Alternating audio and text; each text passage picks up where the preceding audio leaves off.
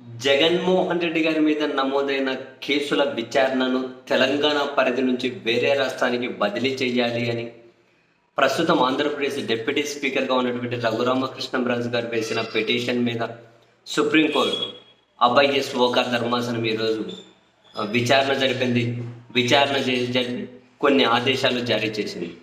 ఆ విచారణ సందర్భంగా గౌరవ న్యాయమూర్తి అడిగారు, జగన్మోహన్ రెడ్డి గారికి నమోదమైన కేసులు అసలు ఈ పిటిషన్ దేనికంటే విచారణ లేట్ అవుతుంది అని. విచారణ ఎందుకు లేట్ అవుతుంది అని చెప్పి అడిగారు.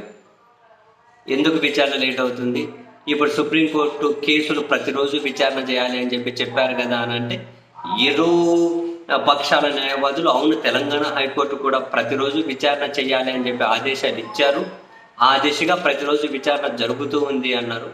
మరి ప్రతిరోజు విచారణ జరిగితే లేట్ ఎందుకు అవుతుంది అని వాయిదాలు పడడం, కొన్ని డిశ్చార్జ్ పిటిషన్స్ ప్లస్ ఉన్నత న్యాయస్థానాల్లో కొన్ని విచారణలు అడ్డంకిగా ఉన్నాయి, అందుకని చెప్పి లేట్ అవుతుంది అని అయితే చెప్పారు. సో ఈ క్రమంలో సుప్రీంకోర్టు జారీ చేసిన ఆదేశాలు ఏంటి అంటే, తదుపరి విచారణ డిసెంబర్ 13వ తేదీకి వాయిదా వేస్తున్నాం. ఆలోగా ఒక టేబుల్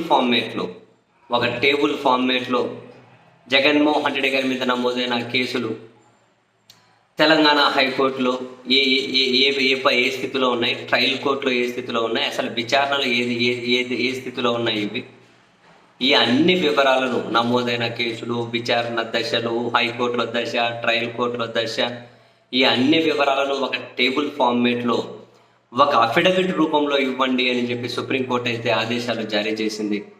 తదుపరి విచారణ డిసెంబర్ 13కు వాయిదా వేసింది. సో మేము అఫిడవిట్లో వచ్చిన వివరాలన్నీ చూసిన తర్వాత తదుపరి ఆదేశాలు ఈ పిటిషన్ మీద జారీ చేస్తాము అని అయితే సుప్రీంకోర్టు చెప్పింది. మరి చూడాలి, డిసెంబర్ 13 విచారణలో రఘురామకృష్ణంరాజు గారి పిటిషన్ని అలో చేసి ఏమైనా ఆదేశాలు వస్తాయా, లేకుంటే ఆ పిటిషన్ డిస్మిస్ చేసి తెలంగాణ పరిధిలోనే కొనసాగుతాయా అన్న విషయం చూద్దాం.